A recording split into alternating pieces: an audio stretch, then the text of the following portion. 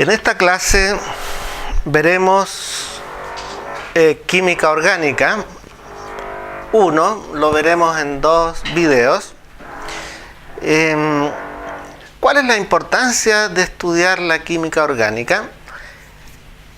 Podemos señalar 2 cosas: que las fuentes de energía en la actualidad están basadas en el petróleo, en el gas natural, en el carbón, etcétera, que son materias que en algún momento estuvieron vivas, excepto el carbón mineral. Además, la química orgánica está presente en la biología de los organismos vivos. Nuestro cuerpo está hecho con compuestos orgánicos. Ahora bien, ¿qué es lo que es un compuesto orgánico? Son aquellos formados a partir del carbono. Podríamos decir entonces que esta química estudia los compuestos que contienen carbono. Y como he dicho, es muy importante porque todo nuestras actividades humanas están relacionadas con este tipo de química. Ahora, habría que preguntar por qué la naturaleza eligió al carbono como átomo fundamental para formar el tejido vivo. ¿Por qué no eligió otro átomo, el silicio, por ejemplo? El carbono lo podemos encontrar de distintas formas alotrópicas. Amorfo, por ejemplo, el grafito. El grafito es ese material con que se hacen los lápices para escribir. El grafito es un derivado del carbón. Pero también lo encontramos de manera cristalina. Por ejemplo, el diamante. Observen la diferencia enorme que hay entre un carbón y un diamante. Sin embargo, ambos son distintas formas del carbono. También lo podemos encontrar en nuevos productos que se han encontrado del carbono y que se está esperando su desarrollo tecnológico. Por ejemplo, los fulerenos. Los fulerenos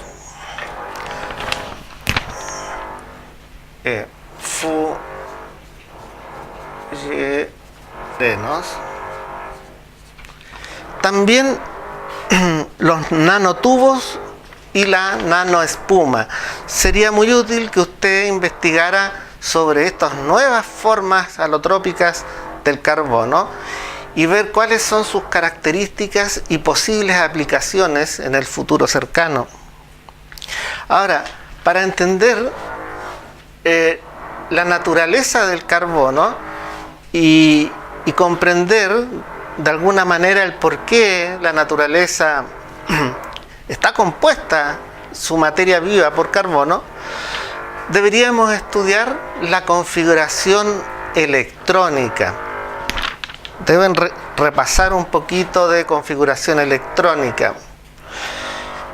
Eso era lo siguiente. Tenemos que el número atómico del carbono es 6. El número atómico era la cantidad de protones que hay en el núcleo del átomo. A partir de esa información, nosotros decimos si el átomo está neutro, la cantidad de protones es igual a la cantidad de electrones. Por lo tanto, diremos que el carbono tiene 6 electrones también. Y podremos escribir 1 S2, 2 S2, 2 P6. Recordemos que los números grandes son el nivel de energía. Las letras S y P corresponden a orbitales que tienen distintas formas en el espacio, eran zonas de probabilidad, y los números pequeños de arriba son los electrones. Tienen que sumar 6, por lo tanto ahí va un 2 realmente. 2, 4, 6. Tenemos otra manera de esquematizar la configuración electrónica de un átomo, que es así.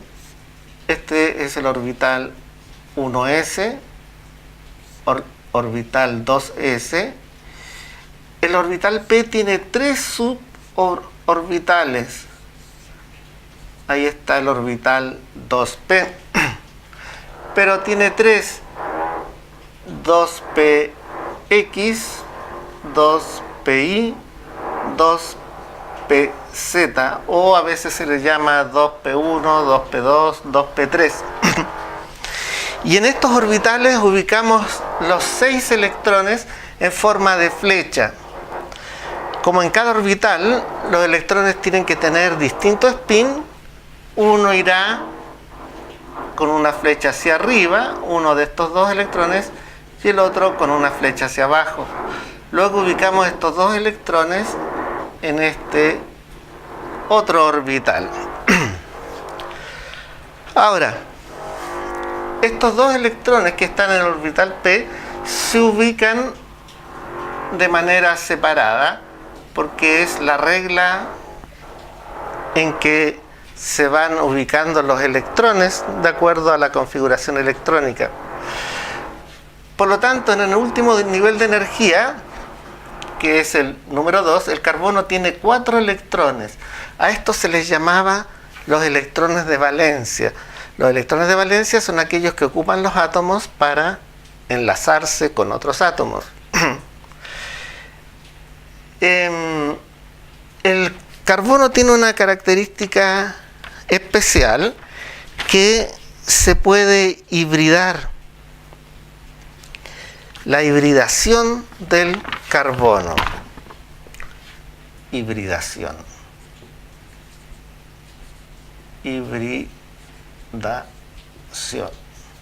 Eso significa que este átomo altera un poco su configuración electrónica, haciendo saltar este electrón acá. Por lo tanto, esta configuración con 4 electrones desapareados hace que el carbono sea un átomo muy dúctil, en que puede formar distintos tipos de enlace. Se dice que como tiene 4 electrones de valencia desapareados, es tetravalente. Tetravalente. Eso produce otra característica, que puede formar enlaces simples, enlaces dobles, y enlaces triples. Diremos que es una hibridación sp3 cuando forma 4 enlaces simples. Diremos que es una hibridación sp2 cuando puede formar o está formando enlaces dobles. Y diremos que es una hibridación sp cuando forma enlaces triples. Ahora, cuando un átomo de carbono se enlaza con otro átomo de carbono, puede hacerlo de maneras distintas, como hemos visto. Y enlaces entre moléculas tenemos de 2 tipos. Por ejemplo, aquí tengo un carbono y otro carbono, y se ha dibujado la forma del orbital P y otra forma del orbital P.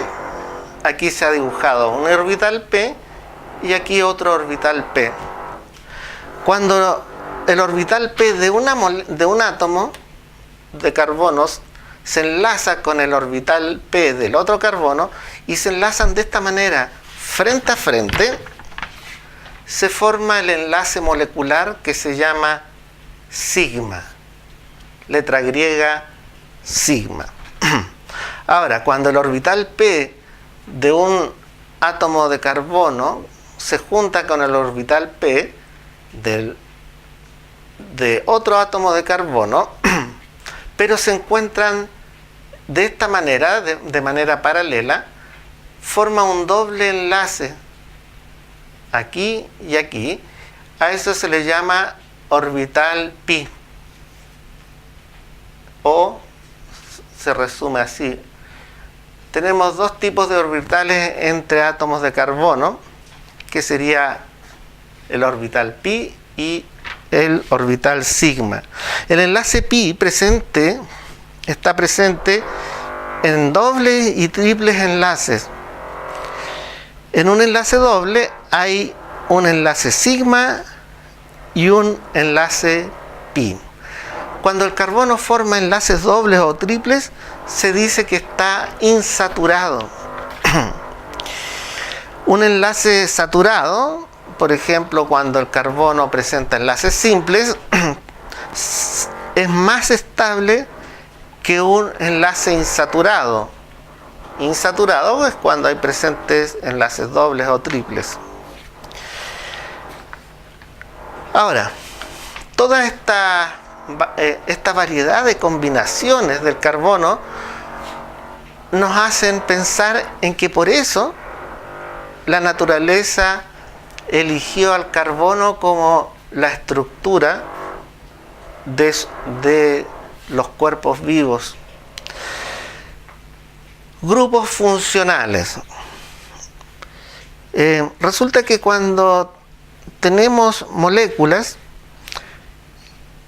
y están formados por ciertos átomos y por ciertos enlaces, estos les confieren características especiales.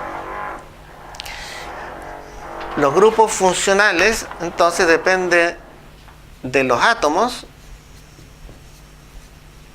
de qué átomos están en la molécula y del tipo de enlaces que tenga esa molécula.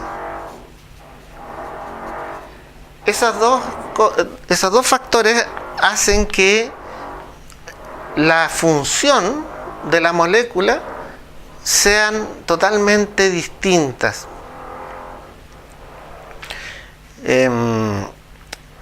Por ejemplo, una molécula que tiene carbonos y oxígeno va a ser distinta a otra molécula que tiene carbono y oxígeno de acuerdo a su posición dentro de la molécula y de acuerdo a los enlaces que tenga. Ahora, la química orgánica la podemos encontrar, por ejemplo, en los hidrocarburos y en la biología. Los hidrocarburos, la idea que tenemos primera sobre lo que son los combustibles que ocupamos, por ejemplo, benzina, parafina, diésel, gas natural, etc. Y pueden ser alifáticos, alicíclicos y aromáticos, de acuerdo al grupo funcional con que esté hecho ese hidrocarburo. Chile, en general, es un importador de hidrocarburos. Los pocos yacimientos que tenemos en el sur los explota la Empresa Nacional del Petróleo, ENAP, pero no dan abasto para cubrir la demanda que hay en todo el país. Por lo tanto, nuestro país es importador neto de combustibles de este tipo. En la actualidad se hacen esfuerzos por reconvertir nuestra matriz energética y transformarla en energía limpia a través de energía eólica, hidroenergía, energía solar, etcétera, etcétera. Hay un montón de proyectos que están reconvirtiendo nuestra matriz energética. Y se piensa que hacia el año 2040 o 2050 realmente los hidrocarburos fósiles serán ya prohibidos. Bueno, por mientras dependemos de los hidrocarburos, y aquí he dibujado una columna de destilación fraccionada en donde se procesa el petróleo. Esta es una columna que tiene una serie de platos internos, y tiene una caldera en su base. En la medida que ascendemos por la columna, estas son columnas bastante grandes, gigantescas, 5 metros o más. En la medida que ascendemos por estas columnas, la temperatura va disminuyendo. Ingresa el petróleo, el crudo, a nuestra columna, y el calor de la caldera hace que se empiece a evaporar. Se evapora, llega al primer plato, se condensa y cae a este plato de más abajo. Ese producto va a ser distinto al vapor que sigue evaporándose aquí, condensa en el plato y cae en el siguiente, y así. Vamos obteniendo distintos productos en la medida que el petróleo asciende por la columna. Y por ejemplo, acá obtendremos lo que se llama petróleo crudo. Petróleo crudo. Acá abajo obtendremos los que caen, los que quedan aquí, algunos residuos que también son muy útiles. Se obtienen parafina, ceras y carbón coque. Más arriba obtendremos aceites y lubricantes.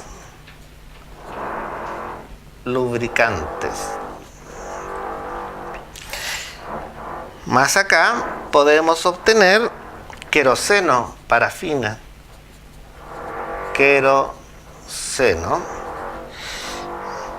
gas óleo,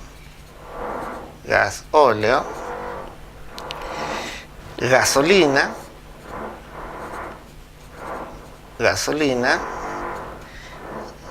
y acá materiales que nos servirán para hacer plásticos y ese tipo de cosas.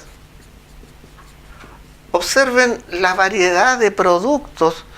De aquí podemos obtener algunos gases.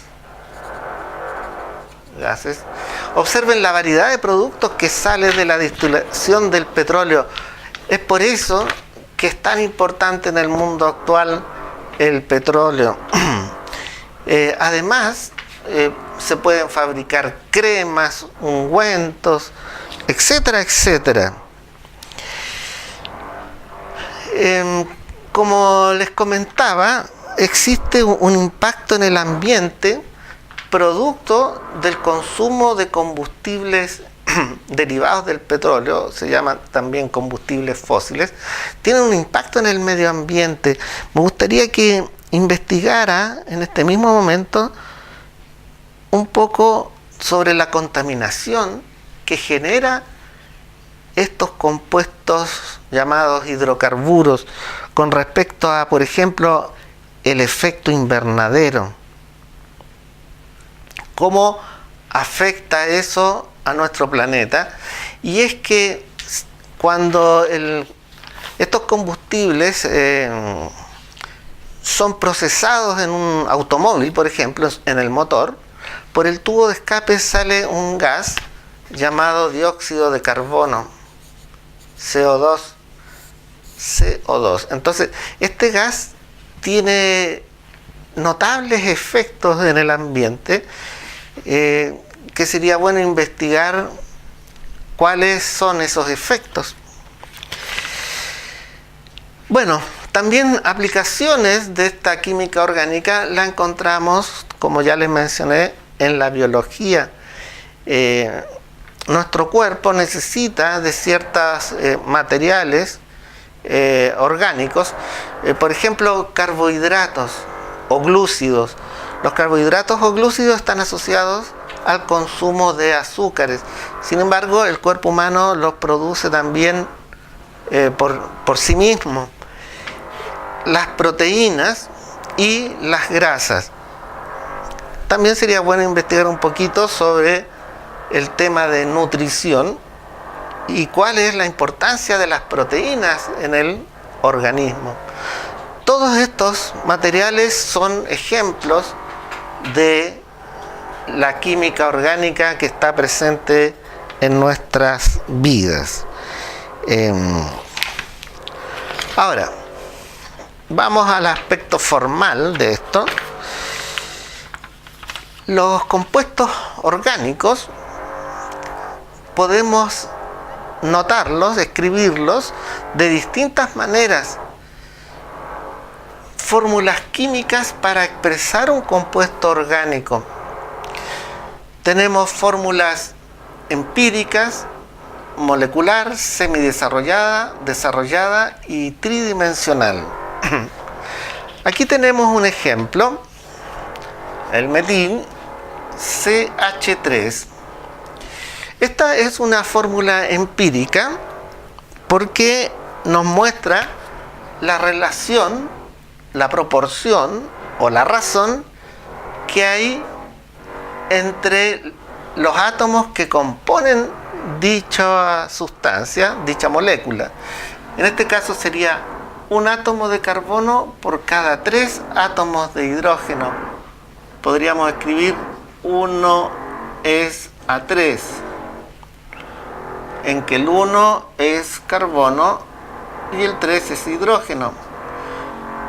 Entonces, si tengo 3 carbonos, ¿cuántos hidrógenos tendrá esa molécula? El triple, 9. La fórmula empírica entonces nos indica la relación que hay entre los átomos de una molécula. En cambio, la fórmula molecular nos indica la cantidad real de átomos que tiene la molécula. En este caso serían 2 átomos de carbono por cada 6 átomos de hidrógeno. Esa es la cantidad real que tendría esta molécula. Si se fijan, es lo mismo que amplificar por 2 esta y obtenemos esta. O es como dividir por 2 esta y obtenemos la fórmula empírica. La fórmula semidesarrollada o condensada es muy habitual. Podemos expresar la molécula C2H6 de manera más explícita. Escribimos los 2 carbonos por separado y cada carbono va acompañado de 3 hidrógenos. Ahora, otra manera de expresar esta molécula es de una manera aún más visual, que es escribir todos los enlaces que hay. Tenemos carbono, carbono y 6 hidrógenos. Ahora, debemos observar lo siguiente.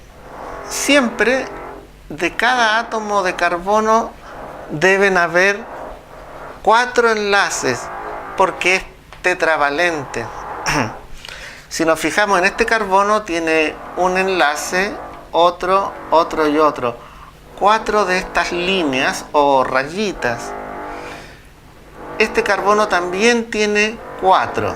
1, 2, 3, 4. Siempre tenemos que estar atentos a que ocurra eso. Bueno, estas moléculas no son planas, son objetos cosas que nosotros podríamos tomar con la mano si es que fueran grandes, pero son pequeñísimas. Una molécula ocupa un espacio y tiene una forma. Y para expresarla de manera tridimensional, para imaginarla cómo sería en el espacio, se pone, por ejemplo, este triangulito negro, y eso significa que ese átomo de hidrógeno está atrás de la pizarra, y se pone un triángulo blanco o estas rayas indicando que este átomo de hidrógeno está sobre la pizarra. Y los enlaces normales se supone que están en el mismo plano. Eso para tener una idea cómo sería en el espacio. Como ejercicio, haga C3H6 sus distintas fórmulas químicas. Ahora, la isomería es compuestos que tienen la misma fórmula empírica molecular, pero que son distintos. Tenemos isomería del tipo estructural, de cadena. Aquí tengo un ejemplo: CH3, CH2, CH, doble enlace, CH2. Y lo mismo acá, pero observen que la disposición es distinta. Aquí tenemos una isomería de posición. Tenemos un grupo funcional llamado OH, alcohol, en que en esta cadena está al final, en cambio aquí está entre medio. Esto es importante, estas isomerías, porque hacen que los compuestos tengan distintas propiedades en la práctica. Y tenemos una isomería estructural de función, por ejemplo, un aldehído y una acetona.